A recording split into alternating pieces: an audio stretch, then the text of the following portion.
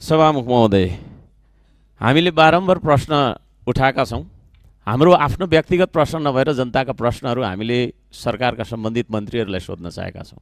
सिमानाको कुरादेखि लिएर महँगी नियन्त्रणका कुरादेखि लिएर सहकारी पीडितलाई तपाईँको चाहिँ नि के अरे फिर्ता गर्दै गरेको पैसाको स्रोत के हो, कहाँबाट हामीले चाहिँ नि के अरे फिर्ता गर्दैछौँ भन्ने कुराहरू, यस्ता महत्त्वपूर्ण विषयहरूमा हामीले चाहिँ नि थुप्रै प्रश्नहरू राख्न खोजेका छौँ। सुकुम्बासी व्यवस्थापनसँग सम्बन्धित प्रश्नहरू राख्न खोजेका छौँ। तर सम्बन्धित मन्त्रीहरू सदनमा आउँदै नआउने, नीति तथा कार्यक्रम प्रस्तुत गर्दा नि नआउने, छलफल नि नआउने, तपाईँको चाहिँ के अरे उत्तर दिनका लागि पनि आउनुपर्ने मान्छे नआउने, अरू मान्छे आउने, यो तरिकाले चाहिँ तपाईँको यो हाम्रो नियमावलीको 15(2) नियमावली 15 उपनियम 2 लागू भएको देखिँदैन। त्यसो भएको कारणले गर्दाखेरि हाम्रो जोरदार माग छ, यो संसदप्रति सरकार जवाफदेही हुनैपर्छ, जनताप्रति सरकार जवाफदेही हुनैपर्छ, बन्नैपर्छ।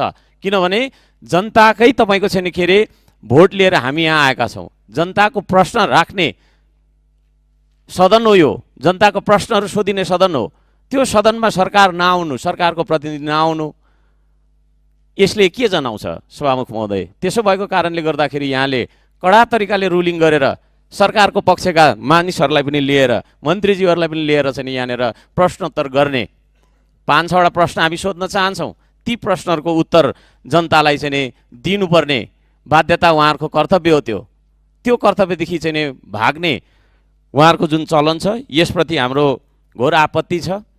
यो सरकार, यो सदनप्रति जवाफदेही नभएको त्यो चाहिँ नि के अरे हामीले महसुस गरेका छौँ। त्यसो भएको कारणले गर्दाखेरि संसदीय मर्यादा अन्तर्गत जो प्रधानमन्त्रीदेखि लिएर तपाईँको मन्त्री परिषदका सबै मन्त्रीहरू यही सदनका माननीय सदस्यहरू, प्रतिनिधि सभाको बैठकको मर्यादा कायम गर्नु सबै माननीय सदस्यहरूको कर्तव्य हो। प्रतिनिधि सभा नियमावली 2079 को नियम 20 को खण्ड झ बमोजिम सभाको मर्यादा कायम राख्न म माननीय सदस्यहरूलाई आग्रह गर्दछु। साथै माननीय सदस्यहरूलाई नियमावलीको नियम 30 मा रहेको व्यवस्थातर्फ पनि म ध्यानाकर्षण गराउँदछु।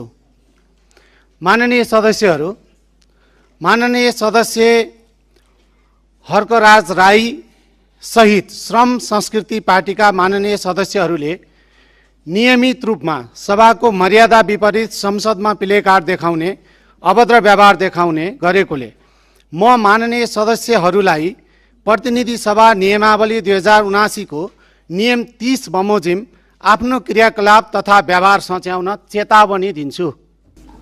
संसदीय सर्वोच्चता कायम गर, सरकार संसदप्रति जवाफदेही बन्नै पर्छ। नियम 15(2) पालना गर, संसदीय सर्वोच्चता कायम गर्नै पर्छ, सरकार संसदप्रति जवाफदेही बन्नै पर्छ। गणतन्त्रको तेस्रो दिन विधिको शासन लागू गर, विधिको शासन लागू गर, हेपा प्रविधि बन्द गर, हेपा प्रविधि बन्द गर।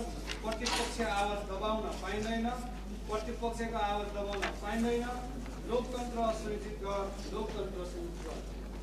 संसदीय सुनवाईमा सहभागिता गर, संसदीय सुनवाईमा सहभागिता गर, संसदीय विभेद बन्द गर, प्रतिपक्षको सदन स्थापित गर, प्रतिपक्षको सदन स्थापित गर। बोल्ने समय वृद्धि गर, बोल्ने समय वृद्धि गर। सुकुम्बासीलाई बाँच्न दे, सुकुम्बासीलाई बाँच्न दे, नेपाली बनेर हाँस्न दे, नेपाली बनेर हाँस्न दे। गरिबलाई मार्न पाइँदैन, गरिबलाई मार्न पाइँदैन। झुटो आश्वासन चाहिँदैन, झुटो आश्वासन चाहिँदैन। सहकारी पीडितलाई न्याय दे, सहकारी पीडितलाई न्याय दे। राज्यको कोष होइन ठगेकोले, राज्यको कोष होइन ठगेकोले विदेशी लिन बन्द गर,